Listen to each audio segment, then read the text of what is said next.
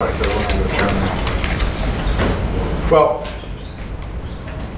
I would like to call the May 2017 budget workshop to order. Yeah, okay, June. Looking at May numbers, that's what I had in my mind. Thank you very much. I'd like to welcome all the legislators here today and everybody in the audience. Our great Sheriff Amato, Commissioner of our Public Works, Eric Mead, our Executive, Matt Ossenfort, our Treasurer, Sean Bowerman, and Dusty Swanger, President of the College, and his CFO, David Morrow. Thank you all for being here today. We're going to start off with our routine of looking at our dashboard report, so please pull those out right now, if you would. As you know, since we're looking at things through May, that's 42% of the year. And so as we look at that on revenue items, we have a 5% degree of tolerance on all of our line items. So on revenue line items, anything less than 37% would be denoted in red. And on expenditures, given the 5% of tolerance, anything greater than 47% would be notated in red. And that has been our procedure to go over those items in red with some help from the treasurer and some notes. So you also have some comments here as well. We'll elaborate them on a little bit.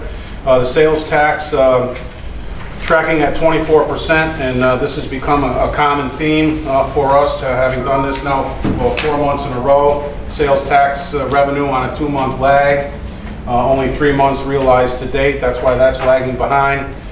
Sean reports that it is slightly higher than last year at about $150,000 clip. We spoke about that last month, Sean, being probably related to the price of gas having gone up year over year. Any other insights other than that? Not this time. Okay. All right. Moving along, other tax items. There's two components to this. Other tax item, line item, the occupancy tax and the 911 charges. And as the note says here, occupancy tax collected on a quarterly basis. Next payment's going to be received in June, so that should help impact that number when we look at June's numbers in July. Currently at running at 13%, which is 7,100 against a budget of 55,000. And Sean, that's the occupancy tax or the 911? That's just the occupancy. Okay. All right. So that's any discussion on that item. Moving along, state aid and federal aid, again, a description we're familiar with on a 30 to 60 day lag. And the majority of this is related to DSS filing claims. You know, we had an explanation a while back, a couple of months ago, that due to some employee turnover in that department, claims were lagging, the filing of claims were lagging behind from actually October. At that particular point in time, I think we were talking about that in March. So with respect to that, I think, you know, it's a relevant question here to ask, and I asked this of Sean when I was reviewing this with him preliminarily last Friday. When is this going to catch up? When's your best knowledge of when this is going to catch up? And if this is something, you know, because obviously it's good, it's on a 30 to 60 day lag in and of itself. If we're 2 or 3 months behind in filing the claims, this is not going to, you know, pan out well and unfold well the rest of the year. So is this something we should talk to the commissioner about? Other than a potential 60-day lag, I anticipate she'll be caught up, I'm guessing July, August. She'll be caught up by July and August, the person who takes care of that. Okay. Is everybody okay with that explanation? Okay. Moving right along, the next category, intergovernmental charges. Two of the noteworthy contributing factors to this running at 16%. Now, it's not a huge line item in and of itself, the annual budget, $826,000. But the two noteworthy contributing factors being election chargebacks, which we know won't be billed until November, and then the boarding of prisoners. And that is, Sheriff, one of the reasons last month we had when we had this meeting, the legislature asked for your attendance here today, just to get some better insight into that. If you could provide that for us. Basically what we're looking for is, what got us here, where will we be headed by year end? Do you have a solution in mind? Are there any offsetting budget line items that may be able to offset that? Just, with the whole idea that the main objective is to,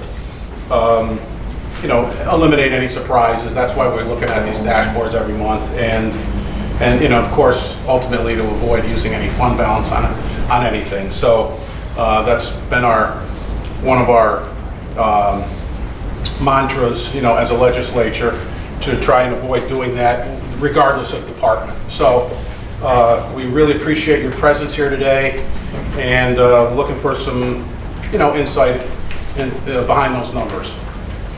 Well, this is something I advocated for years, that big departments have quarterly meetings with the legislators and the board of supervisors to see what's going on with the budget. I'm glad to see you finally doing it. Thank you. As far as the boarding of prisoners, not most, because some of you weren't here last year, and we explained that the federal prisoners boarding would be down. And the reason why it would be down is because the federal government has changed some of the laws. They want to save money. Therefore, less prisoners are in jail, federal prisoners are in jail. So we're not housing anything. If you look at the budget, when I put in the budget, and my anticipated revenue for this year was about $100,000. We're on target for it right now. Maybe a little bit more. The $300,000 I did not put in there. That was between the legislators and the county exec. I knew that was unrealistic. Okay. And the trend on that, Sheriff, I did a little research with Sean, behind this, that I guess in 14 our line item was, I don't know, we may have realized about $1,300,000, in 15, 680, last year about 145, and that probably led to your decision to put the figure in that you just mentioned. It's been trending that way since 2014. The availability. We told the legislators at that time it was going to go down. There's less of them? Yes, because they changed the laws. The federal government has changed the laws. They want less federal prisoners in jail to save money. The state sheriff, we've all talked about this. We brought, I believe not the current undersheriff, but the one prior, had brought to the legislators information showing that nationwide federal housing was down. And that's the reason why they're trying to save money. Okay. It also affected our transportation line. We do transport for the feds. Our transportation is brought down. We don't even have to house the feds to transport them.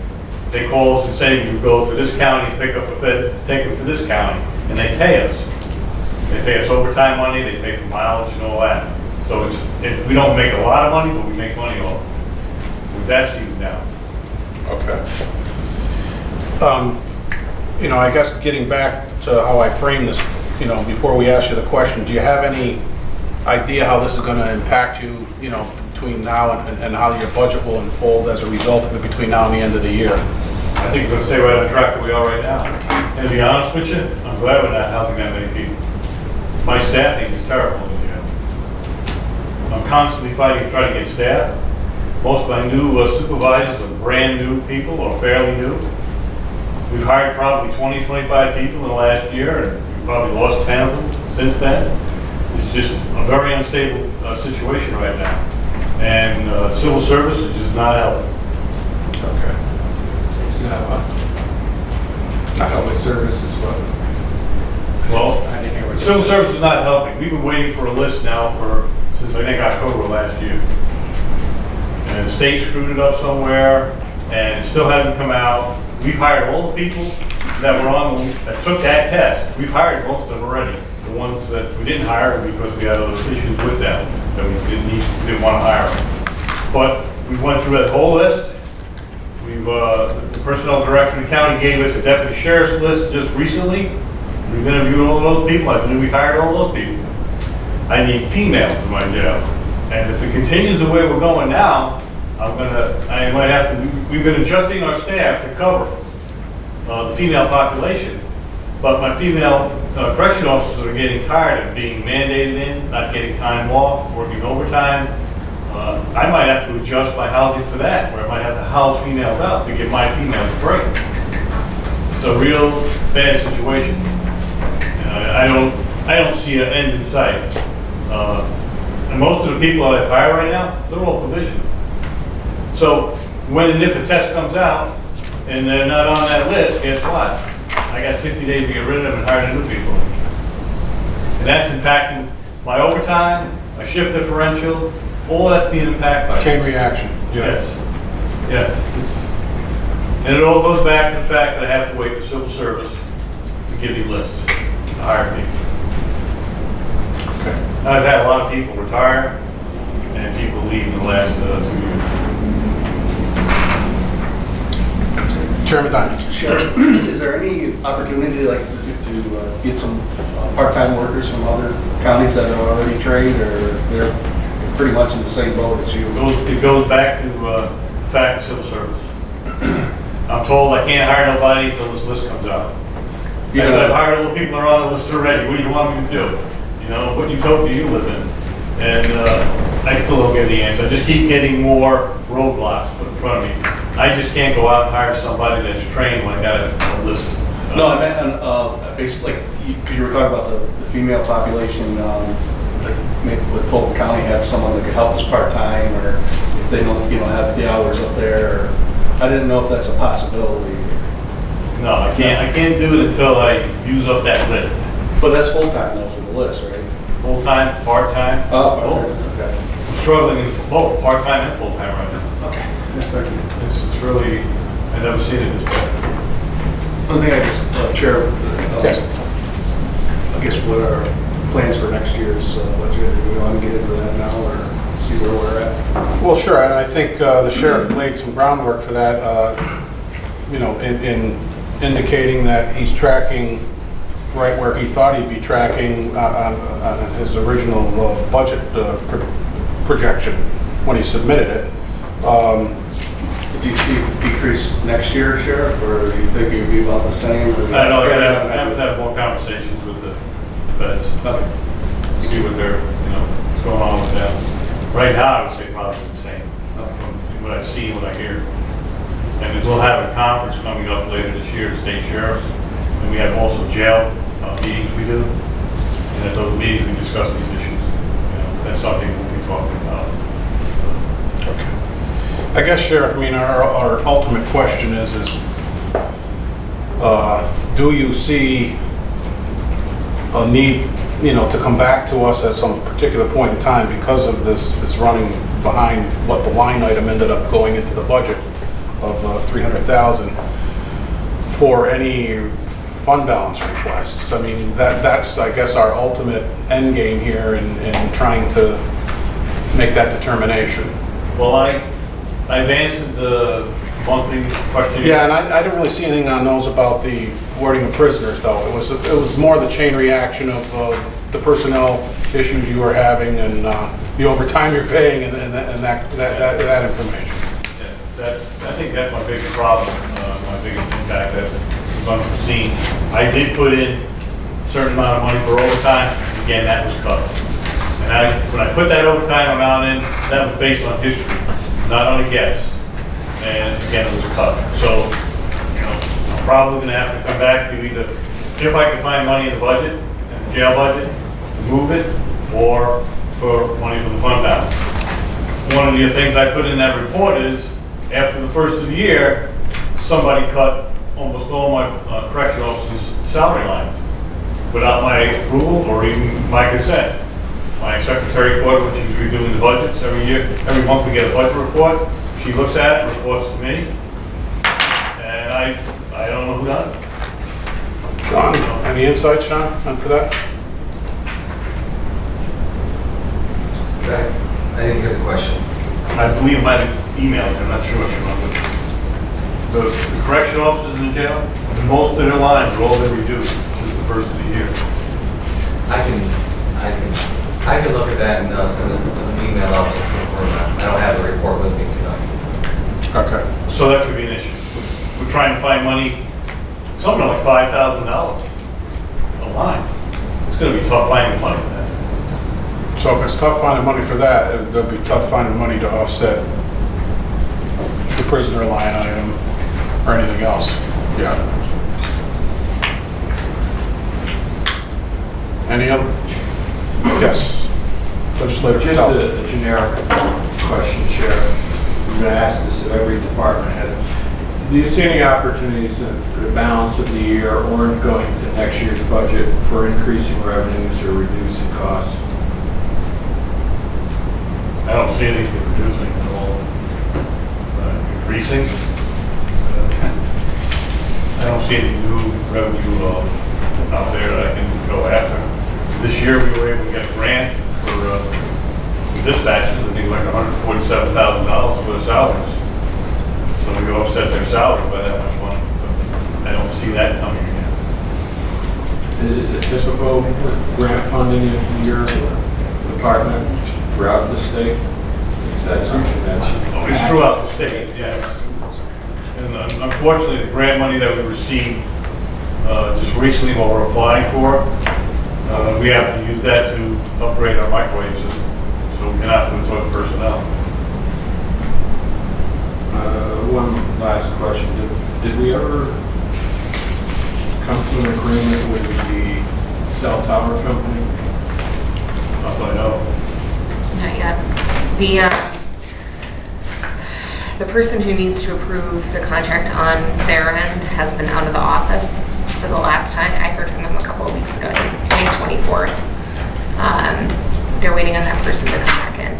So Did we budget for that this year or? That's not a huge dollar amount though. I mean, any, It was $3,000 a month. It's around $25,000 a year, Yeah. 3% increase each year. My feeling on that is they dragged the feet on it so long, we ought to renegotiate how much it should be. we did renegotiate. Because now, we're now dealing with 3 or 4 years ago, we'll be in.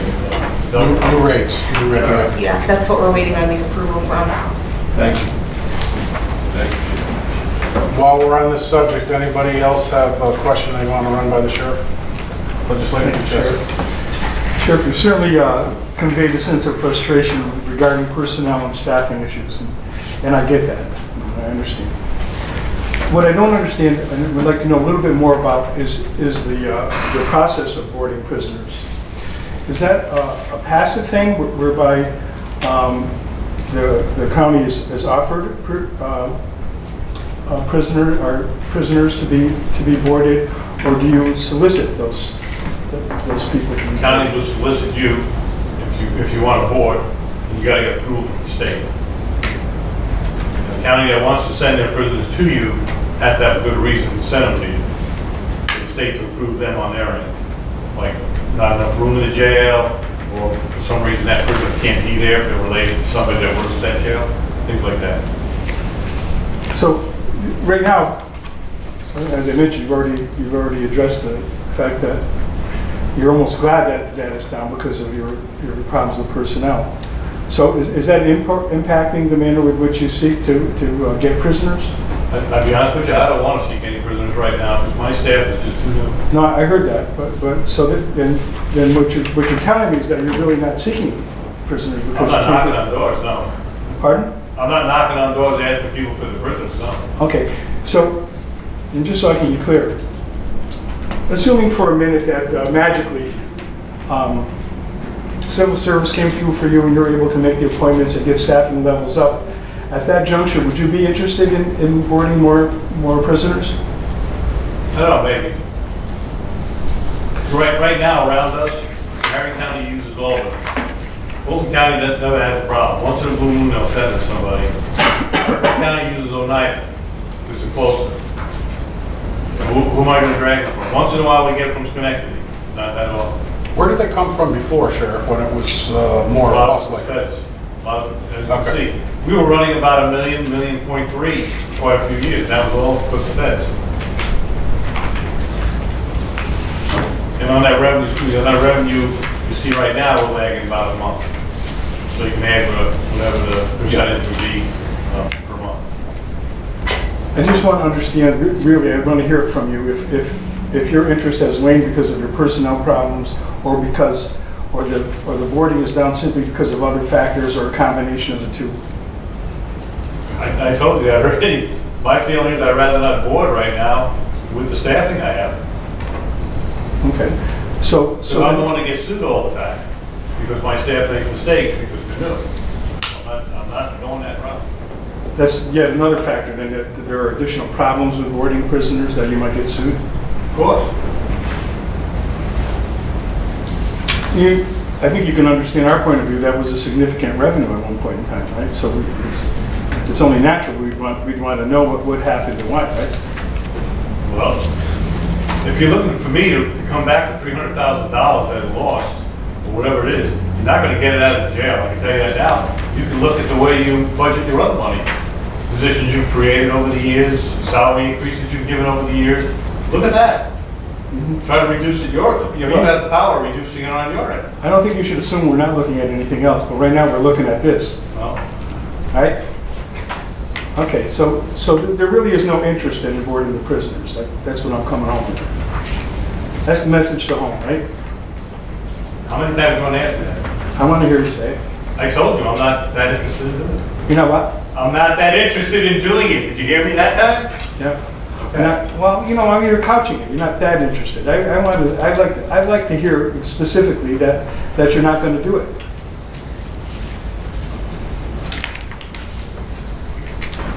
Okay, that's fine. I just have one more question. Yes, Legislator Patel. The Sheriff, how often do we do a cost analysis on the cost of other prisoners? In other words, I think we're, Daily cost? yeah. We used to do it all the time. The state would send us paperwork to do it. And we have a report to the state. And the state hasn't done it in probably 5 or 6 years. They decided it worked. So the state is the one that sets our rates for No. assessing? No, we set, the legislators who set the rate of daily housing. Is there someone that specializes in that out in public?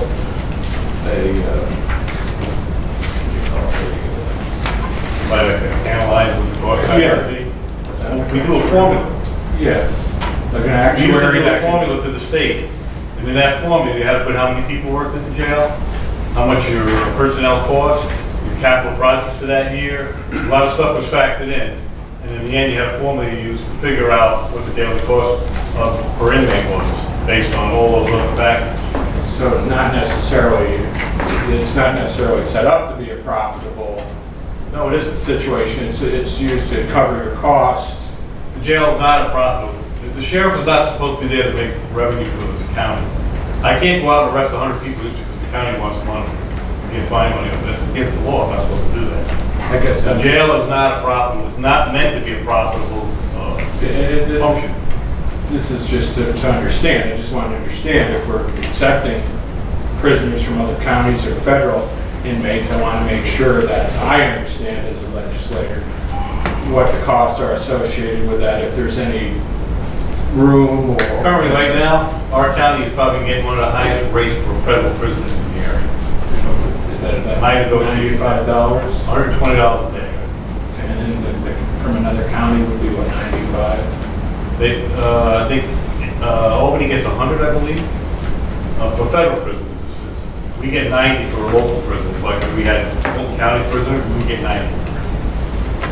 Thank you, Sheriff. Legislator Isabel. Sheriff, what I see from around this, smaller counties like us are having a hard time running the jails. I'm sure we're not.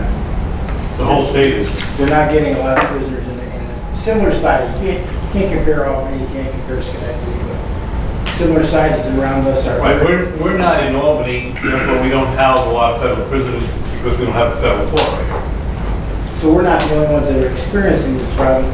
seems to be a trend for jails that are our size or counties that are our size, correct? Well, statewide, the housing is down. Legislator Headwell.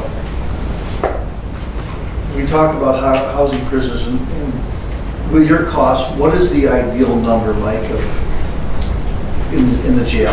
I mean, you know, you got a jail that I don't even know what the maximum numbers are, but there has to be a number of what you have there with your staff, where you're kind of doing what you need to do. Is you understand? You're talking about my housing capacity for inmates? Yeah, not because if you are in capacity, then you would have a lot more overtime, you would have a lot more other things going on. But there has to be a happy medium of, with your current staffing of what you need and how many, you know, where you're not going too far over, or that doesn't make that much of a difference. I could have one person in the pod, I have to have a correction officer. I could have 42 in there, I have to have one correction officer in there. So if there's a staffing analysis that's done by the state that says you have to have so many staff on, no matter how many inmates you have in the jail, to man those posts. Okay? We're rated at 179 right now, prisoners. But if you have 179 prisoners, all the pods would be, Everything would be full. but what's the... But the state doesn't want that, they want you at 80% of that. If I had 179 inmates in there right now, they'd be knocking on my door, I want to know why, and how, you know, I might have to ship them somehow. But does 50% work better for what you have with your capacity versus 65%? What works kind of the best for what you have with what you Well, have? I could probably run at 130 easy, comfortable, with my staff. But again, I got all new staff. I'm not comfortable. So with the staffing at the present time, what kind of numbers are you comfortable with? We've been running about almost 90 a day. Right now? Right now? Sure, it was 90. That's what I'm saying, if you had kind of a number of where you, you know, when we're not going crazy, you know, that kind of stuff. Sweet spot, so to speak. Yeah.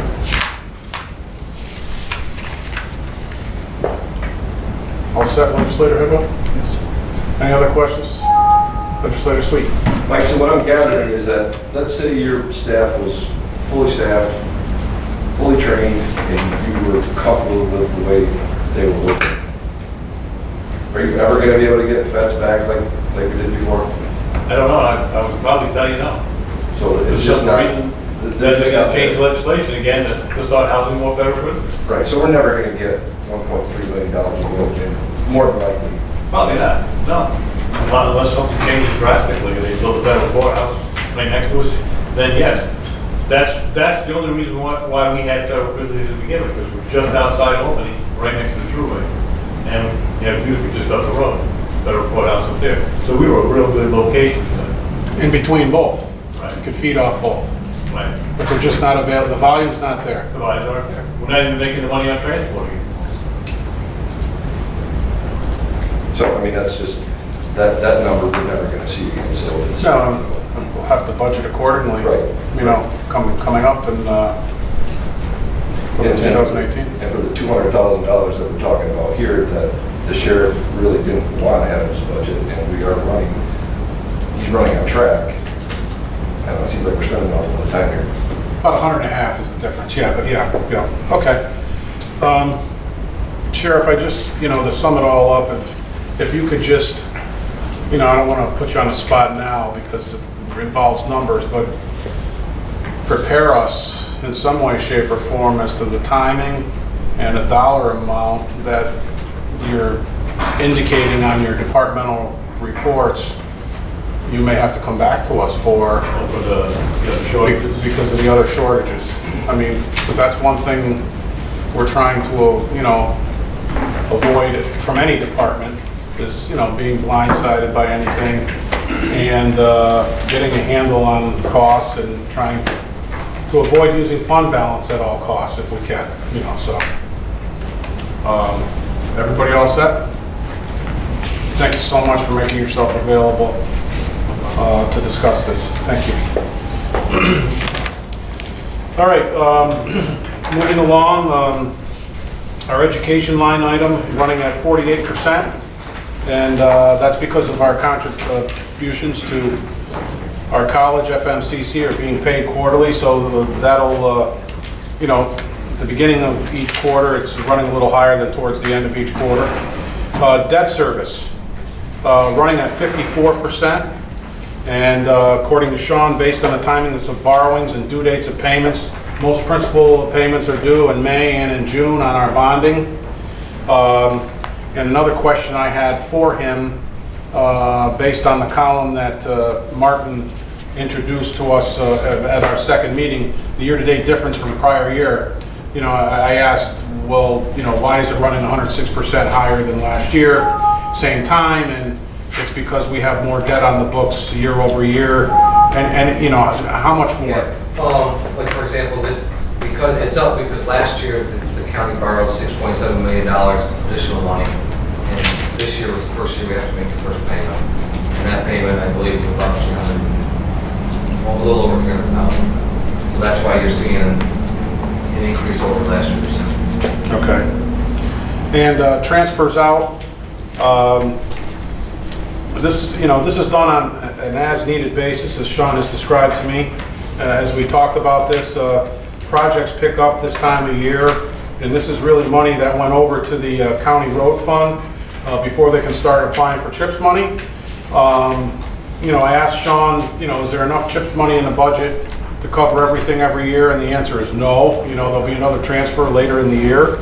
But of course, my question to him was then, when you see the 84% differential from year over year, if in fact these things are seasonal, and this is the same time, we're looking at the same period of time last year through May, why is it running 84% higher than same time last year? And I gave you a chance to maybe research that, Sean. Well, the difference there is you'll see a correlation between that expenditure, and if you go to the bottom of the balance sheet, the due from other funds.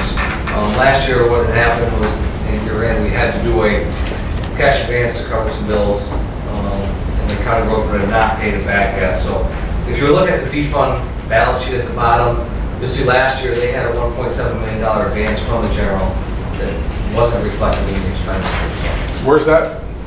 go to on the general fund sheet, it's under due from other funds. Yep. Oh, okay. I see it. Yep. Yep. Considerably higher. Yep. If you flip back to the county road fund, the due two other funds The 1.7 was was what? 1.7 and now it's 0. Okay. Great. That's why you're seeing the difference. Year over year. Okay. Any other questions on the general fund dashboard for Sean or anybody else? Okay, hearing none, we'll move to the county road fund. State aid running at 0%, obviously, and reason being the CHIPS money is seasonal and reimbursement in that regard. And I don't know, I don't want to segue into this too quick, but if you do look at this, and I'm going to talk about this a little bit later, the state budget impact report for Montgomery County, that line item you see there, $2,422,000, is the exact amount, and that, you know, give or take a few dollars, that they were planning on, you know, sending us for CHIPS money for 17-18. So, and the transportation expenses, same explanation as last month. Snow contract paid in full represents half of the category's expenses. So, any further discussion on the county road fund? Hearing none, everything tracking in the green on the road machinery fund, so we'll move over to the health insurance fund. And again, the same explanation we've had the last several months. Intergovernmental charges are billed quarterly to other funds, and there's only one quarter in there to date. So this will catch up on each calendar quarter, June being the next one that we'll see when we do this next month. All right, any other questions on the dashboard? Anything anybody wants to discuss? Hearing none, we'll move to the departmental reports. And this is the second month in a row we've received these. If you recall, last month, you know, we looked at these, we didn't look at them one by one. and talk about them one by one, and certainly we're not going to do that tonight with so many things on this agenda, even after the budget workshop is over. Due to an oversight, we received this today, so I didn't have a lot of time to go over it. It was early afternoon, and but I mean, essentially, last month there was 20 departmental reports here. That's the first exercise I performed on it, was do we have all the same departments? And actually, there's some new additions this month, auditing, the treasurer, and the sewer. And missing from last month's, and spoke with Cheryl about this, and there may be a reason behind it with the combination of the public health and the mental health. The mental health is not in this month's. And yeah, I have it in an email form that I can send to you. Sarah's been at a conference, and so there was an issue with logging into the system, but I can send it to you. There's really nothing to go in there. do you anticipate, though, she'll file a report on this for public and mental, or will it be a combined thing? No, it'll be separate. Okay. You know, so I guess, Executive Matt, you know, what we'd like to see is some continuity with this. You know, obviously, I guess, you know, upon initial inspection, didn't expect to see, you know, expect to see all the same departments here, the same item count at 20, and, you know, and so I was a little surprised to see some new entries in there.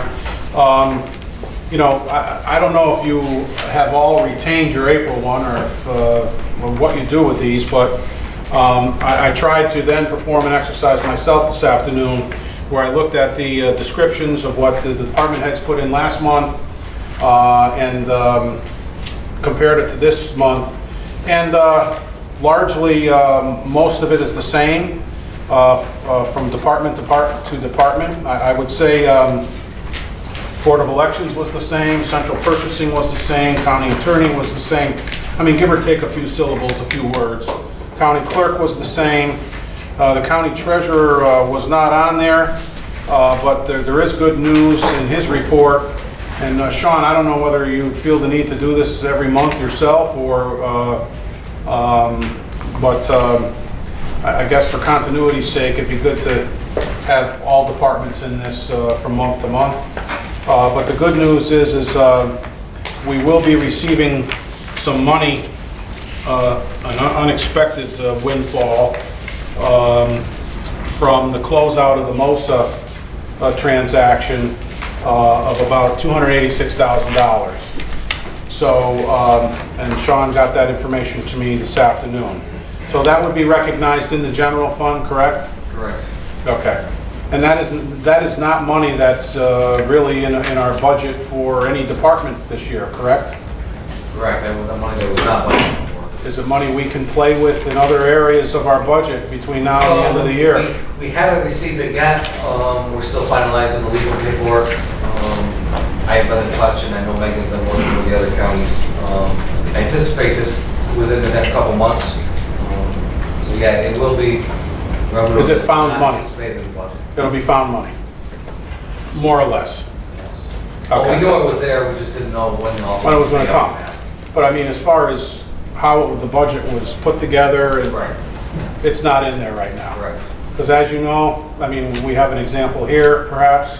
We have another example we've been talking about, where perhaps it could be put to some good use. But we could talk about that going forward. Data processing was pretty much the same. District attorney was the same. Economic development, Ken had some new info on here. Department may be short on mileage. You guys, I'm not going to read it to you. You can read it yourselves, but because of a lot of traveling between here and Syracuse, probably as it pertains to the project where we're looking to Yeah, that's be in a competition for that money. We're working very closely with the grad students and their capstone project, so there's been a lot of coordination going back and forth. So that was unanticipated when we put the budget together last year. Now, he says would need to increase that line item to make it through the year. Do you think he'd be able to find something like that? I mean, I can't imagine it's a huge line item in and of itself. Potentially, but he's budget's pretty right on the money with both of his lines. So I expect a resolution coming within the next month or two, but I'm unsure of where we'll make that up at that point. And no idea what dollar range we're talking about. No, I think he said it was, he expects it to be about 50% over, but he couldn't have more than $5,000 or $10,000 in that All line. right. Emergency management, thank you, Matt. Emergency management, roughly the same. History and archives, roughly the same. And I mean, I'm not trying to do this to slough over the importance of it.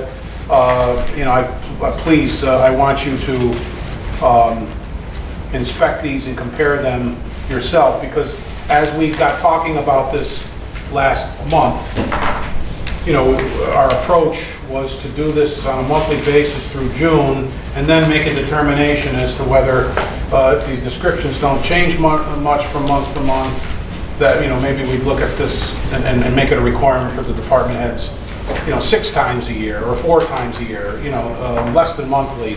So, you know, I urge you to compare, and if you don't have last month's, we can make it available to you, because really that's part of the exercise I think we need to perform here, is to, you know, whether this is a required exercise on a monthly, bi-monthly, or quarterly basis. Personnel, there's some changes here and updates. Probation, nothing new. Public defender, nothing new. Public health, some new info, but if you look at it in her statement as to whether it's going to impact the fund balance, each resolution is state aid funding with equal appropriation, so it's not going to affect fund balance. Public works, well, we have a presentation on that from our commissioner coming up on the jail, and also on our boiler. I don't know if you're going to get into that later, Commissioner. I got that, I got a couple other things. Okay. 42, that was requested. Okay, thank you. Real property tax, description the same.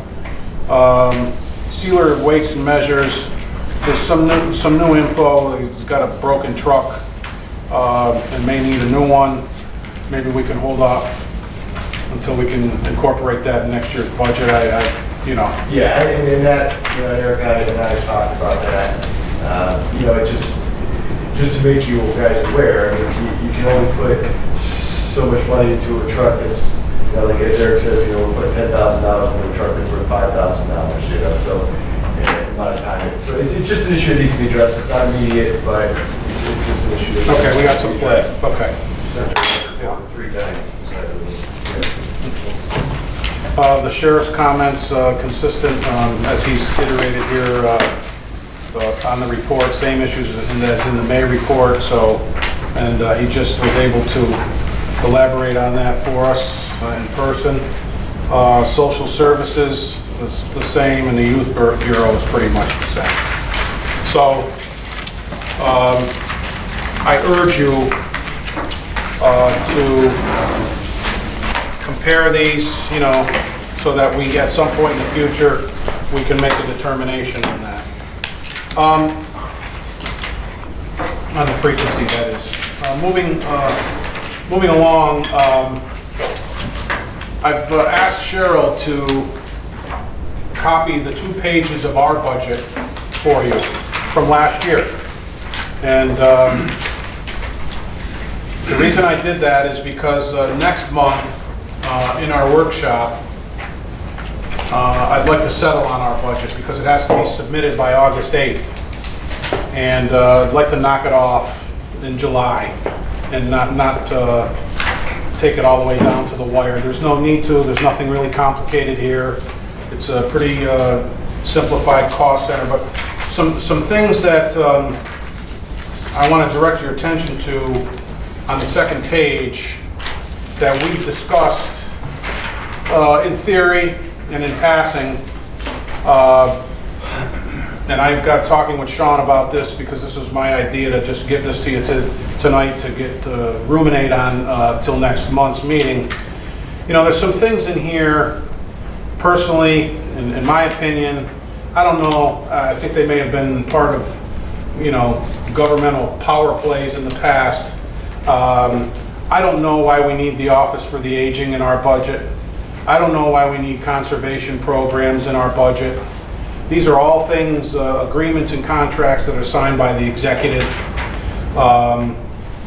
It's my understanding that some of these are in here because of the whims of some of our predecessors. The Cornell Cooperative Extension, those last three categories here, definitely, I want you to take a look at that and think about whether we really need them in our budget, and they may be more appropriately assigned to where they more appropriately belong. Yes, Legislator Kelly. As we're looking at those, if I could ask the attorney to look at the state law that sets up the extension and the conservation district, I think they need to be in our I budget. think that they're a governmental agency, and that's why they're in ours. They're Okay. set up by state law. Okay. I mean, that's a very valid point. Thank you, Legislator Kelly. And also, I mean, judgments and claims, can we get some more insight on that? Is this countywide? Judgments and claims? The county attorney would like to speak on it. Barrister? Right now, well, this is from our insurance line. So Okay. judgment and claims is how we pay our deductibles through the insurance line. Right now, how it works is the bills that come through are actually audited by my office. In the past, it was with the county executive's office, and that I think worked a little more smoothly for administration, because what happens is a lot of these bills that come in get rejected and edited and go through a process. And Okay. so working directly on a daily basis with somebody who's looking at those bills is a little more efficient. Okay. So you're saying that's, logic may dictate it doesn't need to be here. I think it would be more efficient if it was. I would agree, but that'll be our decision as a legislature. Yep. And for, personally, the contingency fund, I feel we should keep in our budget. Simply because this may be the executive's budget, but we are the legislative arm of the government that provides checks and balances. We are the body of people that are approached with resolutions to take money out of this to balance things throughout the year. So optically, I think that that's something that ultimately should remain in our budget. But of course, that's only my opinion, that's not our opinion, and that'll be subject to discussion next month. But if you want to look at the first couple of pages, obviously, the legislative salaries, the office equipment, the clerk's budget here, Cheryl's, the county auditor belongs in our budget. It's something we have purview over, so I believe that those, should appropriately stay. But please take a look at this and come back with some opinions and some ideas so that we can settle on this, at least categorically, what belongs in here. Yes, Chairman Diamond. I think the other thing in consideration, the first page is the bed tax contribution. I think half of it's in ours and half is in the executives, and I'm not sure. It's can only be spent on economic development, so I'm not sure why we Even needs to be in ours. Right. Right. and that also may be some because it's economic development, they be able to use some of that money for the mileage and economic development. Thank you for your insight on that. Yes, Legislator Kelly. If I could just have the attorney look at the local law that sets up the bed tax for further discussion.